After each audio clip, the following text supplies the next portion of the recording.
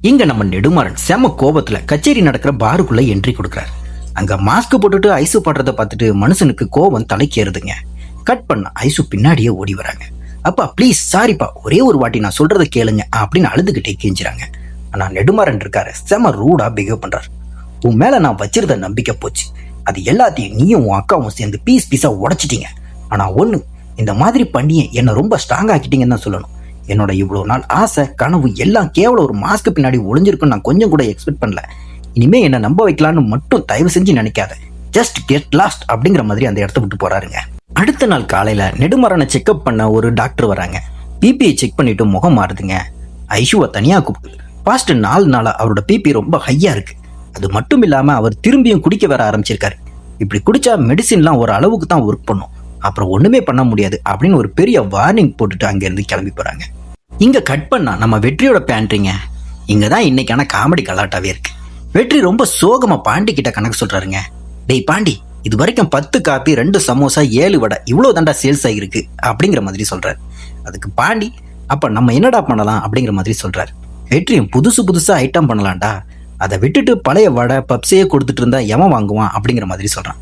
அதுக்கு பாண்டியம், புது ஐட்டம்னா எப்படிரா, பிரெட் இல்லாத பிரெட் ஆம்லேட்டா இல்ல முட்டை இல்லாத பிரெட் ஆம்லேட்டா அப்படிங்கிற மாதிரி கேட்க, அந்த டைம்ல அங்க ஒரு கஸ்டமர் வந்து ஒரு பிரெட் ஆம்லெட்டும் ஒரு ஏபிசி ஜூஸும் ஆர்டர் பண்றாருங்க. இவங்களும் பயந்துகிட்டே பாஸ்டா பண்ணி கொடுக்குறாங்க. ஆனா அந்த கஸ்டமர் குடிச்சு முடிச்சுட்டு மூஞ்சிய சுளிக்கிறாருங்க. பாண்டி பதறி போய், டேய் ஒழுங்கா தானடா போட்டோம், இவன் என்ன பெரிய விஐபி மாதிரி மூஞ்ச சுளிக்கிறான் அப்படின்னு பயந்துகிட்டு இருக்கும் போதே திடீர்னு உள்ள வராருங்க. உள்ள வந்த உடனே நான் தான் புது அசிஸ்டன்ட் அப்படின்னு அவர் சொல்ல, அது வரைக்கும் கஸ்டமர் நினைச்சு பயந்த வெற்றியும் பாண்டியும் சேர்ந்து, டேய் அசிஸ்டன்ட்னு முதலே சொல்லி தொலைய வேண்டியதுனடா அப்படின்னு போட்டு சாத்துறாங்க. அவரும் அசராம, சரி இனிமே சொல்லிடுறேன், நான் இப்போவே போய் பாத்திரம் கழுவ ஆரம்பிக்கிறேன் அப்படிங்கிற மாதிரி அவரோட வேலையை ஸ்டார்ட் பண்றாருங்க. இப்போ ஹோட்டலோட கிச்சனை தங்க காட்டுறாங்க. நெடுமாறனால மன உளைச்சல்ல சரியா சமைக்கவே முடியல. ட்ரை பண்றாருங்க, ஆனா எல்லா டிஷ்ஷும் கருக விடுறாரு. இதை மத்த ஷெஃப் எல்லாருமே நோட் பண்றாங்க.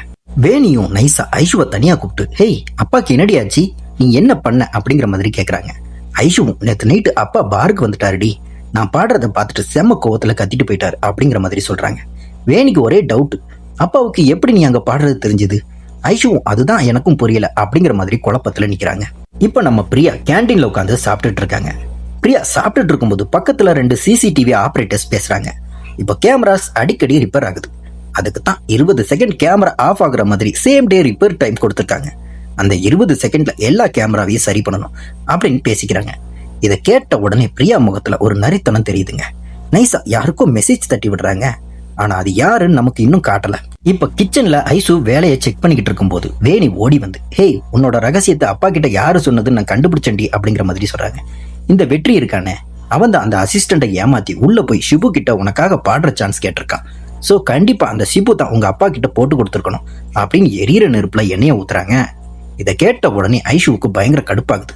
நேரா நைட்டு வெற்றியோட தள்ளுவண்டி கடைக்கு வராங்க. அங்க செம மழை பெஞ்சிட்டு இருக்குங்க. வண்டியில ரம்யா, பாண்டி, வெற்றி, அவங்க அம்மா பவானின்னு எல்லாருமே இருக்காங்க. ஐஷு மலையில நனையறத பார்த்துட்டு, ஹேய் ஐஷு உள்ளவா, மலையில நனையாத அப்படின்னு சொல்லி கூப்பிடுறாங்க. ஆனா ஐஷு வரலையே. வெற்றி பக்கத்துல போன உடனே ஐஷு பாயிறாங்க. உன்கிட்ட நான் சான்ஸ் கேட்டேனா, நீ ஏன் சிபு கிட்ட போய் பேசுன அப்படிங்கிற மாதிரி கேக்குறாங்க. வெற்றியும், அப்பாவியா, ஆமா நான் தான் கொடுத்தேன், ஆனா சாரி இப்படி நடக்கும்னு எனக்கு தெரியாது அப்படிங்கிற மாதிரி சொல்றான். உன்கிட்ட நான் சான்ஸ் வேணும்னு கேட்டேனா, என் மனசுல எவ்வளவு கஷ்டம் ஓடிட்டு இருக்குன்னு உனக்கு தெரியுமா, சொன்னாலும் உனக்கு புரியாது, இனிமே என் விஷயத்துல தலையிடாத, என்னை தயவு செஞ்சு விட்டுடு அப்படின்னு கத்திக்கிட்டு அழுதுகிட்டே மலையில கிளம்பி போறாங்க. வெற்றியும் அப்படியே ஷாக்காகி நிக்க, இப்படியே இந்த எபிசோட இங்க முடிக்கிறாங்க.